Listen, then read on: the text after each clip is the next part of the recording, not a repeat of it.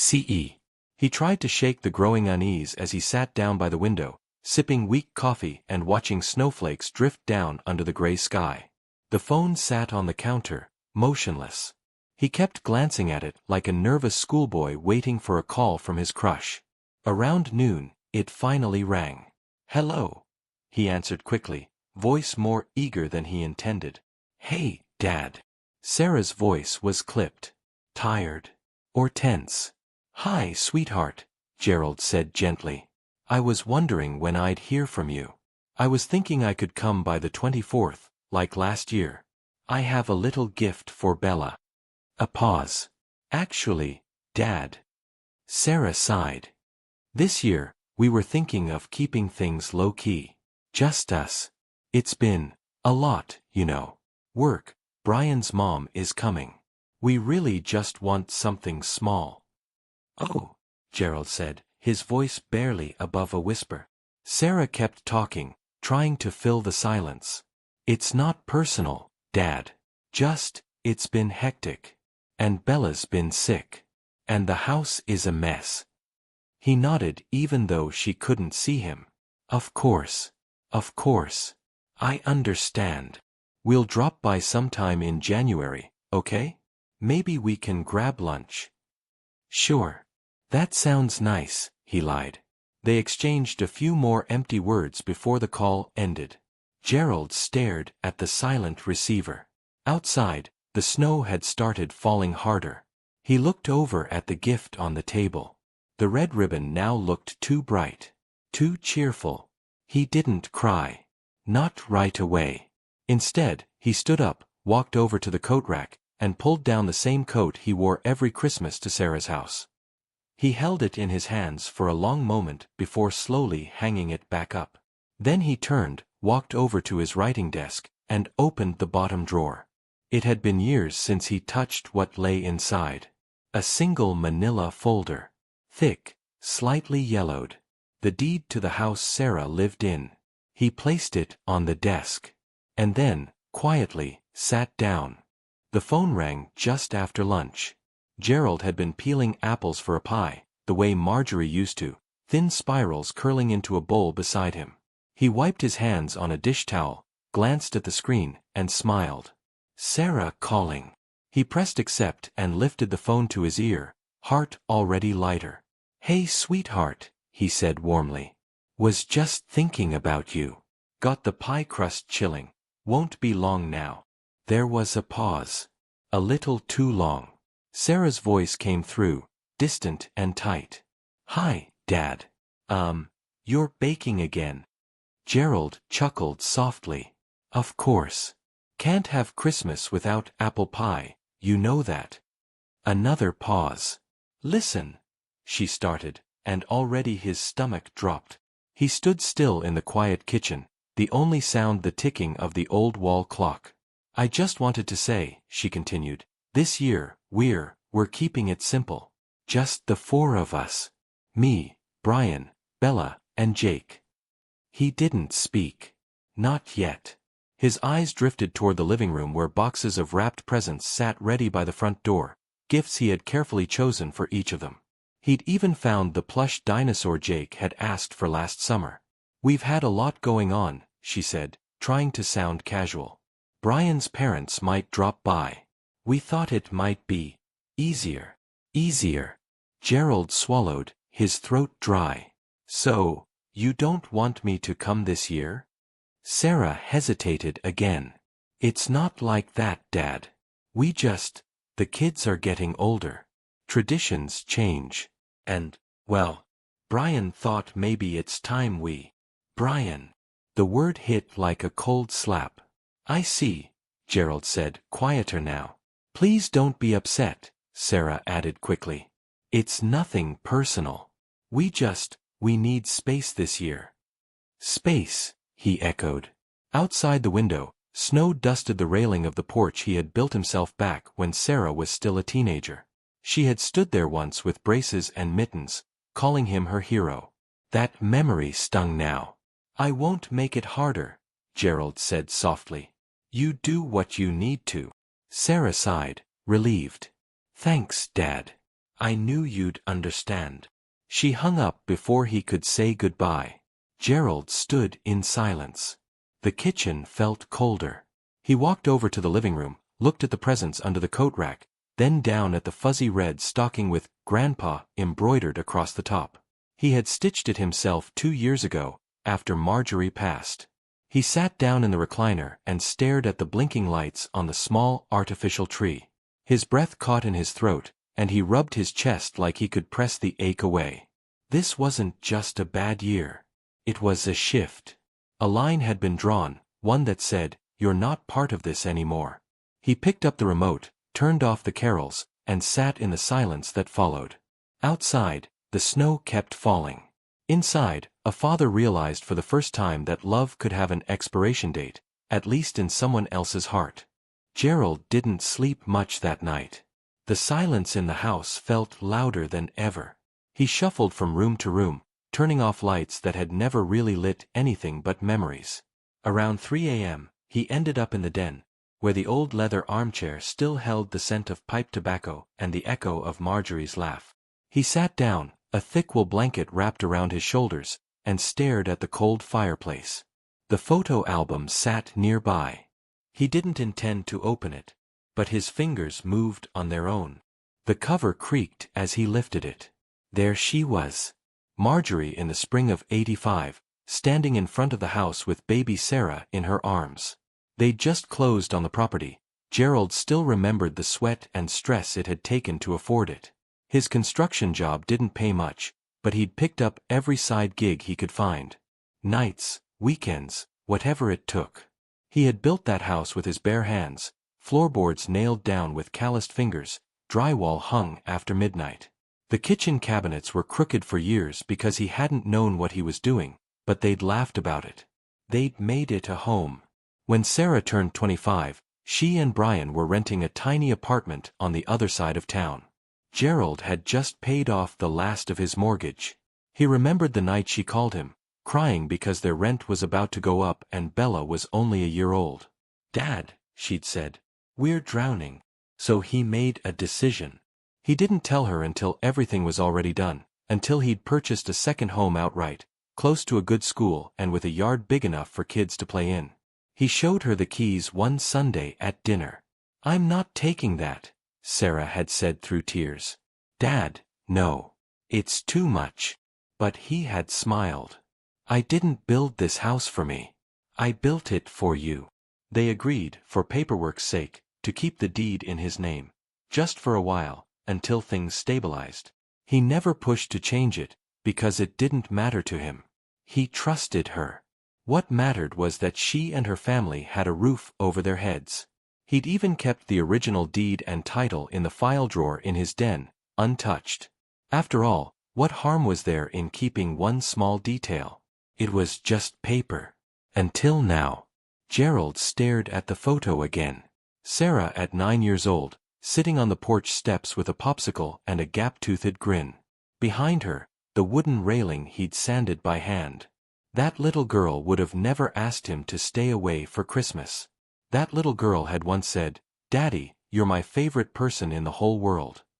He closed the album and sat back, heart pounding in a quiet, slow rhythm. He wasn't angry. Not really. Anger required fire, and he only felt cold. But there was something else under that numbness. A quiet stirring. It wasn't about revenge. Not yet. It was about recognition. He had given them everything, and been set aside like leftovers. He stood slowly, joints cracking in the silence, and moved to the old file cabinet in the corner. He hadn't opened it in years. The key still hung on the same nail, beside his old work belt. The drawer creaked open. Inside was a neat folder labeled in block letters, "Sarah's House." He pulled it out gently and opened it. The deed, the original purchase agreement, the signed gift letter, everything. His name on every page. He sat back down and stared at the top page. His thumb brushed across the words, "Owner of record, Gerald L. Whitman." A sentence rose in his mind, clear and uninvited. "They live in that house because of me." He didn't want to take it back. But he didn't want to be erased either. He slid the documents back into the folder, closed it, and placed it in his briefcase. The same one he used to carry to union meetings back in the 90s. Then he stood, adjusted the collar of his flannel shirt, and turned off the light. For the first time in a long while, Gerald wasn't just tired. He was ready. The night of Christmas Eve settled softly over the small town, dusting rooftops and lawns with a shimmering coat of fresh snow.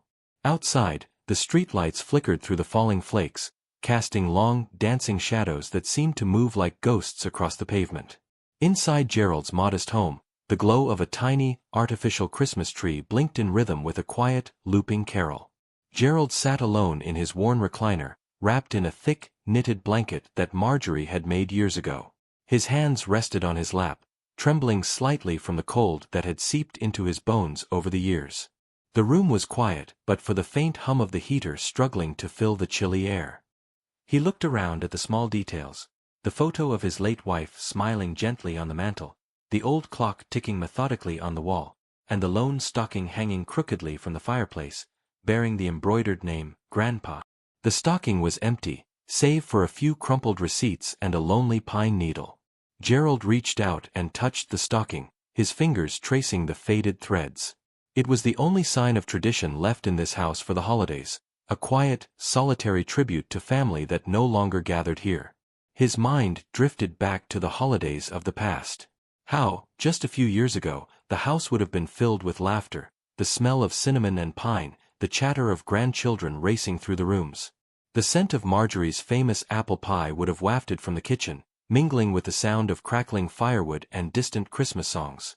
But now, the only sounds were the whispers of the wind against the windows and the faint clicking of the tree lights. Gerald's breath caught as a sharp pang of loneliness settled deep in his chest. The ache was raw, like an old wound freshly reopened. He swallowed hard, blinking away the sting of tears that threatened to spill. He was alone. His daughter, Sarah, had told him not to come. The invitation was clear, final, and unforgiving.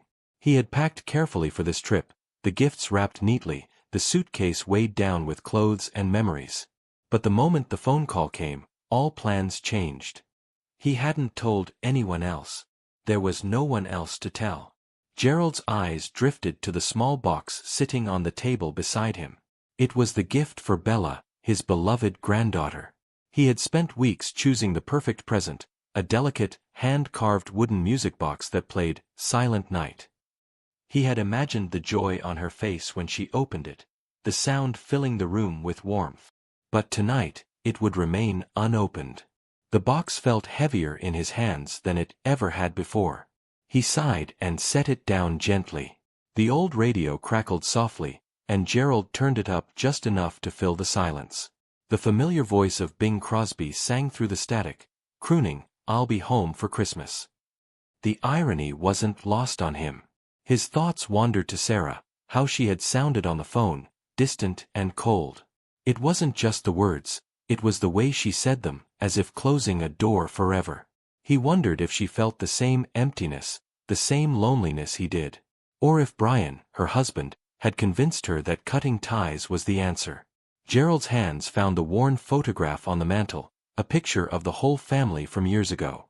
Marjorie in her bright red sweater, holding Bella as a baby, Sarah smiling beside her, and a younger Gerald with a wide grin. The photo was faded, but the memories were sharp. He traced the faces with his finger, silently asking, "How did we come to this?"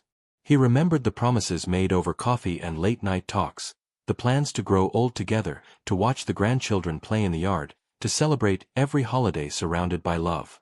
But promises were fragile, and life had chipped away at them like the paint on the porch railing. Gerald's eyes closed briefly as exhaustion tugged at him, but sleep was elusive.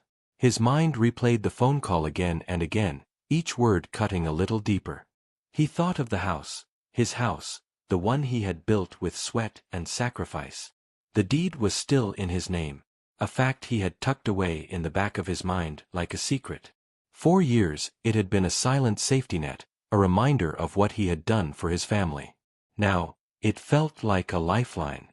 A sudden resolve stirred inside him. He wasn't sure where it came from, a flicker of pride or maybe desperation, but it was enough to steady his shaking hands. Gerald stood slowly, moving to the window. He pulled aside the curtain and looked out at the quiet street, where the world seemed at peace beneath the snow. He whispered into the stillness, "This isn't over." The night deepened, but inside, a fire sparked.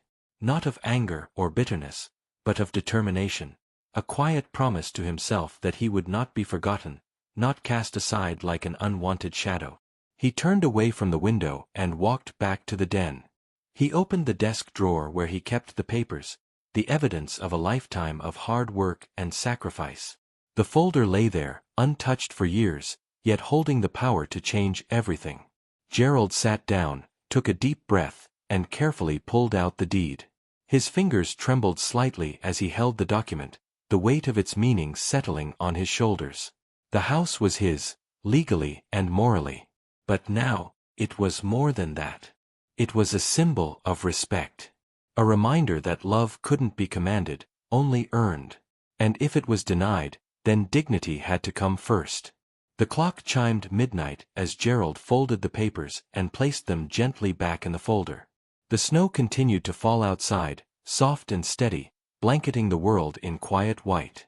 Inside the little house, a father sat alone with the lights, holding on to hope that even the coldest winter might someday thaw.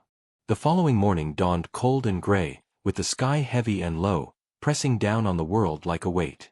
Gerald awoke early, as was his habit, the quiet of the house wrapping around him like a familiar blanket. The sound of the kettle boiling in the kitchen was the only indication that the day was beginning. He made himself a cup of coffee, black, and sat by the window watching the snow still drifting slowly to the ground. The neighborhood was silent except for the crunch of footsteps from a lone passer-by wrapped tightly against the chill. The bitter reality of yesterday's phone call still gnawed at him, but beneath the sorrow, a certain clarity was forming. He had always prided himself on being a man of patience and kindness, but kindness that was ignored had a way of turning to something quieter and more resolute. After finishing his coffee, Gerald rose and moved to the den, the room where so many important moments of his life had unfolded. The desk, solid oak and scratched from years of use, sat in the corner. On top lay the usual clutter, bills, newspapers, a pair of reading glasses in a battered leather case. But what caught his eye was the small, metal key hanging on a nail beside the desk. It gleamed faintly in the morning light, a relic from days long past. He reached up and took the key in his hand. It fit perfectly into the lock of the desk drawer that he had not opened in years. The lock clicked open with a soft sound that seemed to echo in the stillness. Inside lay a file folder, yellowed with age but well preserved. On the cover, handwritten in Gerald's careful script, were the words, "Sarah's House Documents." The folder contained the papers related to the house he had purchased for his daughter and her family years ago. He pulled out the folder carefully and sat down to examine its contents. The original purchase contract, deeds, the transfer of ownership documents, all bore his name. Gerald L. Whitman was still the legal owner. A pang of bitterness rose in his throat. Here was proof that despite the years of caring, the money spent, the sacrifices made, the home where his daughter and grandchildren now lived was still legally his. He spread the papers across the desk, letting the cold weight of the truth sink in. He thought back to the conversations, the promises, the smiles. He remembered how Sarah had told him she would look after him in his old age, how they would be family forever. And yet, only yesterday, she had asked him not to come home for Christmas. Gerald's fingers trembled as he reached for the original deed. The paper was crisp but bore the faint imprint of his signature. He traced the letters lightly, as if willing them to change. A quiet voice in his mind whispered, "This is your choice now. You hold the power." But with that power came a heavy responsibility. He wasn't a man who wanted to punish his family. He never had been. He had hoped that love and understanding would bridge the gaps, that time would heal wounds, that the family he had built with so much care would hold strong. But the truth was clear, he had been forgotten. For a moment, he considered closing the folder and walking away. Letting it be, accepting the silence and the absence. But the ache in his chest wouldn't let him. He took a deep breath, steadied himself, and closed the folder with a firm snap. Standing up, Gerald walked to the small bookshelf where a worn legal handbook sat. Dust rose gently as he pulled it free and flipped through the pages, searching for the right advice. He knew what he wanted, to protect what was his, but without bitterness. To make them understand that he was not invisible. His mind returned to the image of Bella, his granddaughter, laughing in the yard, chasing snowflakes. He imagined her running through the halls of the house, her footsteps filling the empty rooms with life once again. He wanted that. For her. Gerald's eyes grew misty as he folded the documents and placed them securely in a leather briefcase. The weight of the papers was heavy, but so was the weight lifted from his heart. For the first time in a long time, he felt a spark of control. The phone rang suddenly, breaking his reverie. It was an unknown number. He hesitated before answering. "Hello, Mr. Whitman? This is Linda, your lawyer's assistant. We have the papers ready for your review regarding the property. Would you like to come in today?" "Yes, thank you. I'll be there this afternoon." Gerald hung up and looked around his quiet house, the snow still falling outside, soft and relentless. He was ready. The late afternoon light filtered softly through the windows of George's small but cozy living room. Gerald sat across from his old friend, an aging man with a gentle smile and eyes that had seen both joy and hardship. The two men had known each other for decades, having worked side by side on construction sites and shared countless evenings over cups of coffee and thick cigars. Gerald felt the weight of his burden ease slightly as he sipped the warm tea George had prepared. The quiet companionship was a balm to his restless spirit. "I don't know how it got to this point," Gerald admitted, his voice rough with emotion. "I did everything I could for Sarah. Built that house with my own hands. Bought it outright so they'd never have to worry. And now, she wants me to stay away." George nodded slowly, the familiar lines on his face deepening. "Sometimes, family gets complicated," he said softly. "But you don't have to let it break you." Gerald shook his head. "I'm not sure what I want anymore. Part of me just wants to walk away. But another part, it won't let me." George leaned forward, resting his elbows on his knees. "It's not about revenge, is it?" "No," Gerald said firmly. "I'm too tired for anger. It's about respect. About being seen." They sat in silence for a moment, the room filled only by the faint ticking of the clock on the wall. George reached into his coat pocket and pulled out a folded piece of paper. "I got this from my lawyer. Thought you might want to look it over." Gerald unfolded the paper carefully. It was a summary of property laws, rights of owners, and the responsibilities tied to deeds. "Looks like you still have control over that house," George said quietly. "Maybe it's time to remind them." Gerald smiled faintly, a spark lighting in his eyes. "Maybe." The conversation shifted to memories of the past, the construction projects they'd worked on, the late nights planning for the future, the simple joys of family gatherings. For a moment, Gerald allowed himself to feel the warmth of friendship and the strength it brought. As dusk settled outside, Gerald stood and stretched. "Thanks, George. I think I needed this more than I realized." George clapped him on the back. "Any time, friend. Sometimes, being fair isn't about fighting hard, it's about standing firm." Gerald nodded, feeling a newfound resolve growing inside him. He wasn't alone in this, and he had the means to protect what was his, not with anger, but with quiet dignity. He left George's house as the first stars appeared in the evening sky, the cool air crisp against his face. The path ahead was uncertain, but for the first time, it felt like his own. The morning light spilled through the blinds of the small law office, casting striped shadows across the cluttered desk.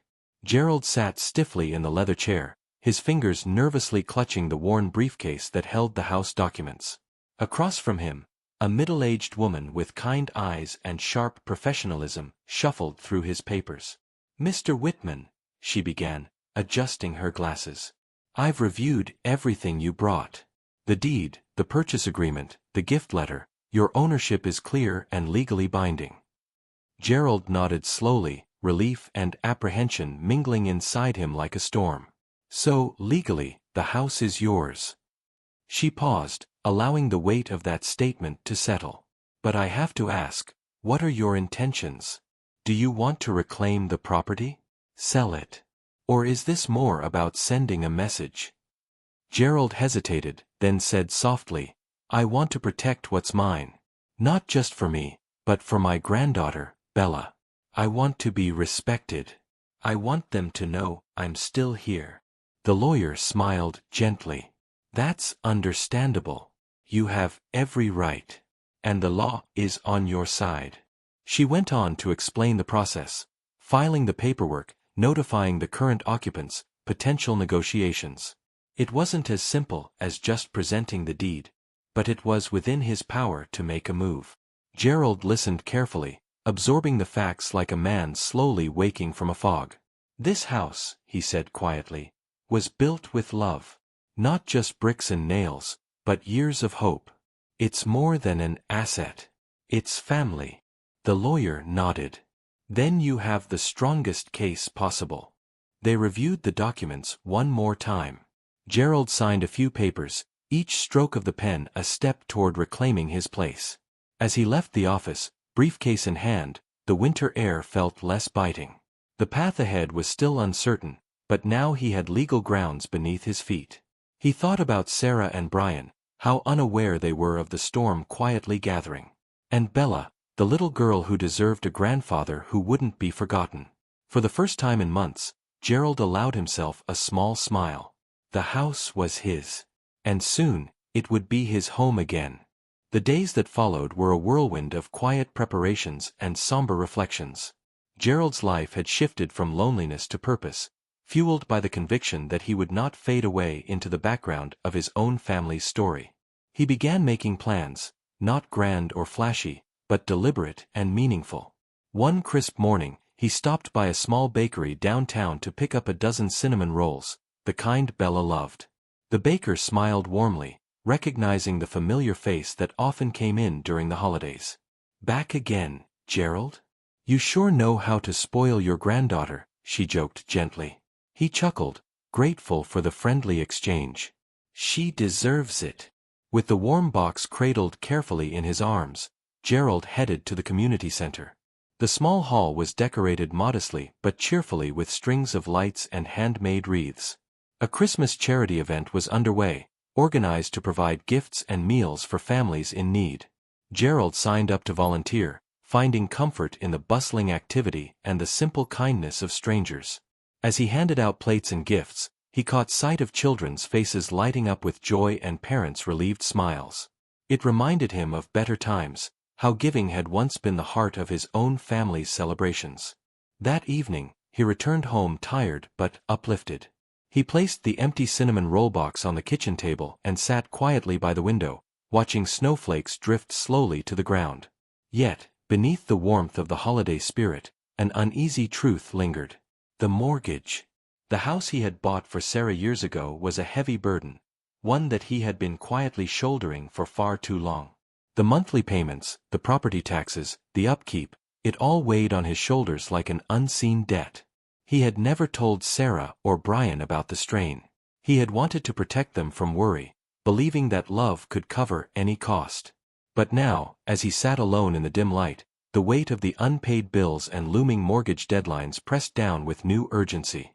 Gerald pulled out the paperwork from his briefcase, the reminders, the overdue notices, the escalating interest. His hands trembled slightly as he traced the numbers. If he missed another payment, the bank could start foreclosure proceedings. His heart clenched. He realized then that the fight was bigger than just reclaiming respect. It was about survival, about holding on to the home that meant everything, not just to him, but to the family that no longer seemed to want him. His phone buzzed softly on the table. A message from Sarah. Dad, we need to talk. It's about the house. Gerald stared at the screen, a mixture of dread and hope swirling within him. The moment had come. He rose slowly and prepared to face whatever was coming. For better or worse, the holiday season was far from over. The message from Sarah lingered on Gerald's phone screen longer than he wanted. He read it over and over, weighing every word, trying to guess the meaning behind the simple sentence. "Dad, we need to talk. It's about the house." The next day, wrapped in his warmest coat and a sturdy wool scarf, Gerald set out for the coffee shop downtown where Sarah had suggested they meet. The streets were still dusted with snow, but the sky was a crisp blue, promising a clear winter day. When he arrived, Sarah was already seated at a small table near the window. She looked tired, her usually bright eyes shadowed by worry. Beside her sat Brian, his arms crossed and jaw tight, but his eyes softened when they met Gerald's. Gerald approached slowly, unsure of what to expect. The years had softened some edges between them, but there was still a fragile distance. "Hi, Dad," Sarah said quietly, standing to give him a brief, awkward hug. "Hello, Sarah," he replied, taking the seat opposite them. For a moment, no one spoke. Brian cleared his throat. "We're glad you came." Gerald nodded. "I wasn't sure I would." Sarah took a deep breath. "We've been talking a lot about the house, and everything that's happened this year. Brian and I made some mistakes. I'm sorry for how I handled things over the phone. I didn't mean to hurt you." Gerald felt the tightness in his chest loosen just a bit. "Thank you for saying that." Sarah continued, her voice steady but emotional. "We know you've been helping us all these years. And I didn't realize how much you were carrying on your own. The mortgage, the bills, you never told us." Brian nodded. "We've been selfish. Wrapped up in our own problems and forgot about you." Gerald listened, absorbing their words, the apology filling the spaces where silence had lived too long. "I appreciate it," he said softly. "But it's not just about money or the house. It's about family. Being part of each other's lives." Sarah reached across the table and took his hand. "We want you back. Not just for the holidays, but for good. Bella misses you, Dad." At the mention of his granddaughter, Gerald's eyes shimmered. "I miss her too." Brian added, "We want to make things right. Starting with the house." Gerald felt a swell of hope. The fight wasn't over, but perhaps it was moving toward something better. They spent the next hour discussing plans, how to manage the mortgage payments together, ways to repair their fractured relationships, and hopes for future holidays filled with laughter and love. As they left the coffee shop, the cold winter sun shining brightly, Gerald felt a warmth he hadn't known in months. The unexpected meeting had opened a door, one that might finally lead them all home. The days after the meeting were a whirlwind of emotion and effort. Gerald felt a cautious optimism, a fragile hope that things might truly be mended. But rebuilding the broken pieces of family trust was no easy task. Sarah called him every morning, updating him on the plans they were making together. Brian, too, was trying to show his willingness to change, visiting the bank with her, discussing payment plans, and even fixing things around the old house with Gerald's advice over the phone. One afternoon, Gerald stood outside the house he had built, the snow crunching beneath his boots. The familiar scent of pine and wood smoke drifted on the cold breeze. For a moment, he simply looked, at the windows, the porch, the garden beds he'd planted with Marjorie all those years ago. Inside, the sound of laughter echoed faintly, a joyful noise that stirred something deep inside him. He felt the walls around his heart soften just a bit. That weekend, they gathered at the house for the first time in many months. Sarah brought Bella, her bright eyes wide with excitement. Brian arrived carrying a toolbox and a tentative smile. Gerald welcomed them with open arms, the old wounds healing slowly under the warmth of shared moments. They spent the day cleaning, fixing, and decorating. Bella helped hang ornaments on the Christmas tree, her laughter filling the room like music. Gerald showed her how to carefully place each decoration, his voice gentle and proud. Sarah and Brian worked side by side, their awkwardness melting into genuine smiles. Gerald shared stories of the house's early days, the sweat and dreams that had made it a home. As evening fell, they sat together around the fireplace, sipping hot cocoa and reminiscing. The atmosphere was far from perfect. There were quiet moments of tension, hesitant glances, and apologies left unsaid. But beneath it all was a growing sense of connection. Gerald caught Sarah's eye and nodded. "We're on the right path." She smiled, tears glistening. "Thanks, Dad, for never giving up on us." Brian raised his mug in a toast. "To family and new beginnings." Bella giggled, holding up her cup. "To Grandpa." The fire crackled warmly, and outside, the snow fell softly, blanketing the world in peace. Gerald felt a deep contentment settle in his chest. The fight for respect and love was ongoing, but for tonight, they were together. And sometimes, that was enough.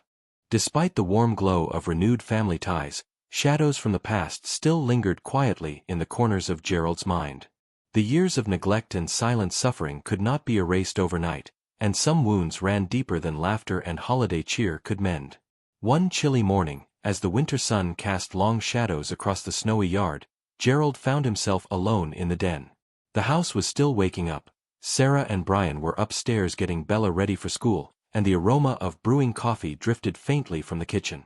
Gerald sat at his old wooden desk, running his fingers over the worn leather cover of the photo album he kept close. The pictures inside told a story of love, sacrifice, and the gradual unraveling of a family once whole. His eyes fell on a faded photograph of Sarah as a child, smiling brightly in her little red coat, clutching a teddy bear. He remembered the days when she would run into his arms, unafraid and full of trust. But the image was tinged with bittersweet memories, the harsh words exchanged in later years, the cold silences, and the feeling of being pushed aside. A soft knock on the door broke his reverie. "Sarah," he called gently. The door opened, and she stepped inside, her eyes cautious but warm. "Dad, can we talk?" He gestured for her to sit, and she took the seat across from him, folding her hands nervously in her lap. "I know I hurt you," she began, voice trembling slightly. "I was overwhelmed. Brian and I were struggling, and I took it out on you. I should have been honest. I should have asked for help." Gerald nodded slowly. "It's hard to carry everything alone." She looked down, tears welling up. "I'm sorry for telling you not to come for Christmas. I thought I was protecting myself, but I only pushed you away." He reached across the desk and took her hand gently. "Thank you for saying that. I've missed you." They sat together in the quiet room, the silence no longer heavy but filled with unspoken understanding. Sarah's voice broke the stillness. "Dad, there's something else. When things got tough, Brian and I talked about selling the house. We were scared we couldn't keep up with the payments." Gerald's heart tightened. "I've been covering the mortgage for years. It's been a heavy burden." She squeezed his hand. "We want to fix this, together." A small smile touched his lips. "We will. One step at a time." As she left the room, Gerald felt the weight of the past beginning to lift. The shadows remained, but now they were softened by the light of forgiveness and the promise of healing. Outside, the snow continued to fall gently, covering the world in a quiet blanket of hope. The morning after their heartfelt conversation, Gerald woke up to a world transformed by fresh snow. The white blanket outside muffled the usual sounds of the neighborhood, creating a serene silence that seemed to invite new beginnings. The cold air was sharp but clean, carrying with it the unmistakable scent of winter pine. Gerald felt a quiet determination as he prepared breakfast. The kitchen was warm, filled with the soft hum of the coffee maker and the gentle crackle from the fireplace. He set the table carefully, 2 plates for Sarah and Brian, a smaller one for Bella, anticipating their visit later that day. Sarah arrived first, bundled in a thick coat with Bella clinging to her hand. The little girl's bright eyes sparkled as she spotted the festive decorations Gerald had set up, a small tree adorned with simple ornaments and twinkling lights. The sight brought a smile to Gerald's face, a reminder of what the season meant to her. Brian followed shortly after, his demeanor softer than usual. He greeted Gerald with a firm handshake and a nod of respect, signaling a new chapter in their strained relationship. As they gathered around the table, the warmth of the room contrasted with the icy world outside. Breakfast was a quiet but comforting affair, filled with tentative conversation and shared smiles. The past grievances seemed to momentarily fade into the background as they focused on the present. After the meal, they moved to the living room, where Gerald pulled out the leather-bound folder containing the house documents. He placed it on the coffee table, opening it to the deed and the mortgage papers. "We need to talk about the payments," Gerald began, his voice steady but gentle. "I can't carry this alone anymore." Sarah nodded, reaching out to touch his hand. "We want to help, Dad. Brian and I have been looking at ways to manage the finances better. Maybe even find extra work during the holidays."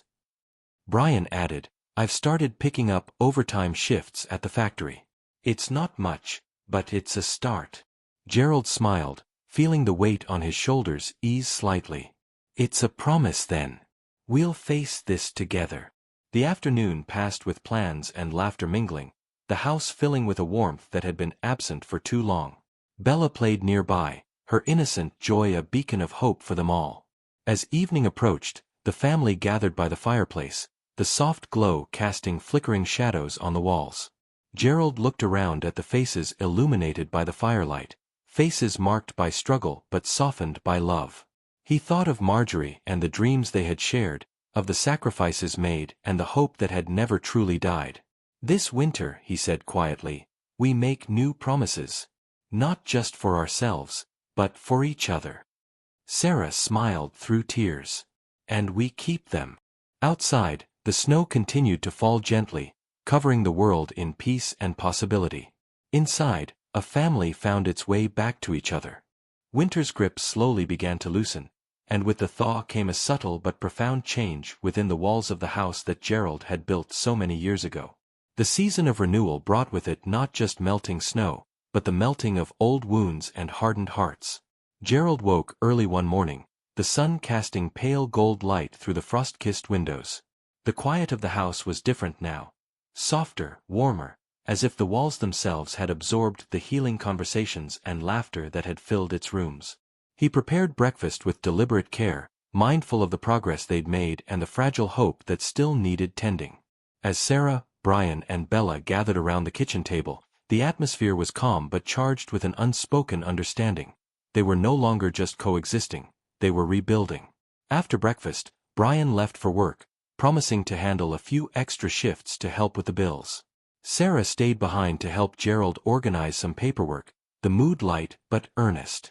Gerald took the opportunity to share a letter he'd written to the mortgage company, a formal request for a temporary adjustment in payments, explaining their situation and commitment to meet obligations despite difficulties.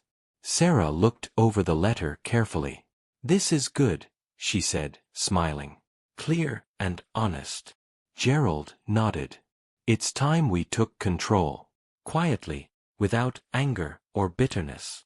The days passed with small victories. Bills were paid on time, repairs made, and most importantly, the family found moments of peace amidst the challenges.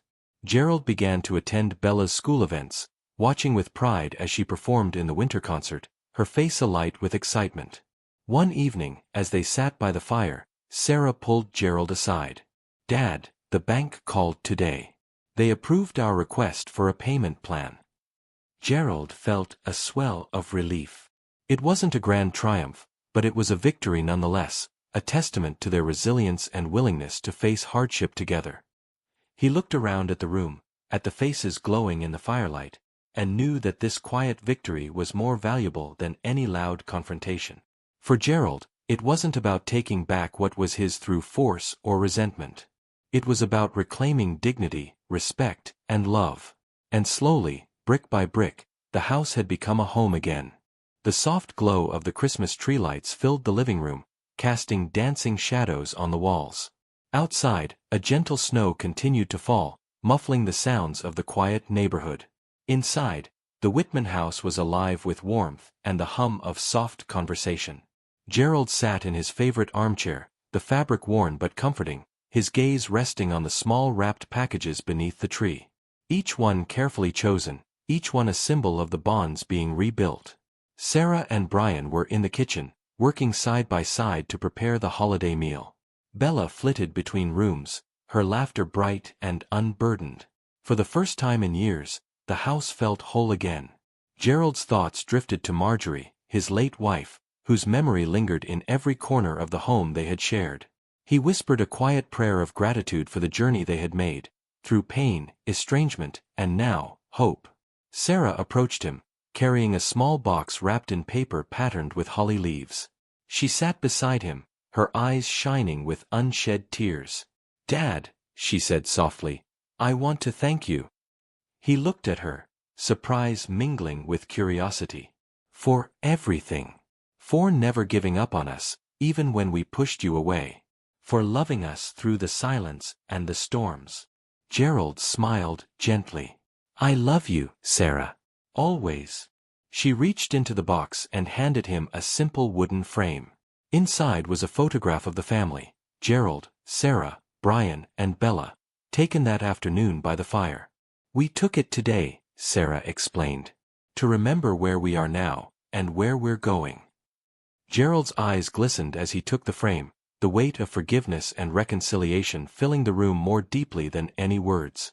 Later, as the family gathered around the table, Gerald raised his glass. "To forgiveness," he said, voice steady. "The greatest gift we can give each other." Brian and Sarah echoed the toast, and Bella chimed in with a cheerful, "To family." The night stretched on with stories, laughter, and the comfort of shared memories and new beginnings. In that moment, Gerald understood that revenge was never about anger or punishment, it was about reclaiming respect, dignity, and the power of forgiveness. As the fire crackled softly, he felt peace settle over him, knowing that the wounds of the past had begun to heal. And that, perhaps, was the sweetest revenge of all. The first light of dawn crept through the curtains, spilling gentle gold across the Whitman family home. Outside, the chill of winter lingered, but inside, a quiet warmth filled every corner, a warmth born from reconciliation, healing, and hope. Gerald woke early, the soft hum of the house stirring him. He stretched and rose from bed, feeling a peace he hadn't known for many years. This was a new beginning. Downstairs, the house was still sleeping, but Gerald knew that soon the sounds of life would return. Footsteps, laughter, and the soft murmur of conversation that made a house a home. He moved to the living room, where the framed family photo sat by the fireplace, catching the morning light. For a moment, he traced the faces of those he loved, the ones who had once turned away, but had now returned. He thought of Marjorie, of the sacrifices they had made, and of the journey that had brought him here. His phone buzzed gently. A message from Sarah: "Good morning, Dad. Looking forward to Christmas morning with you." Gerald smiled, his heart full. He prepared a simple breakfast, setting the table for the day ahead. Soon, Bella's excited footsteps filled the house, followed by Sarah and Brian's cheerful greetings. Together, they unwrapped presents, shared stories, and created new memories, this time built on understanding and love rather than resentment. As the day wore on, Gerald stepped outside to breathe in the crisp winter air. The sun was higher now, melting patches of snow and brightening the world around him. He looked up at the clear blue sky, feeling a profound sense of gratitude. The battles fought, the wounds endured, they had all led to this moment. A new dawn. A family reborn. Gerald knew that the road ahead wouldn't always be easy, but they would walk it together. Hand in hand. Stronger, wiser, and bound by a love that no shadow could ever erase. And as the sun warmed his face, Gerald whispered a silent promise: to cherish every moment, to forgive, and to never let go. For in the end, that was the true meaning of home. Thank you for following Henry's story. If you enjoyed this heartfelt journey of family, resilience, and justice, please like, share, and subscribe for more soul-stirring tales.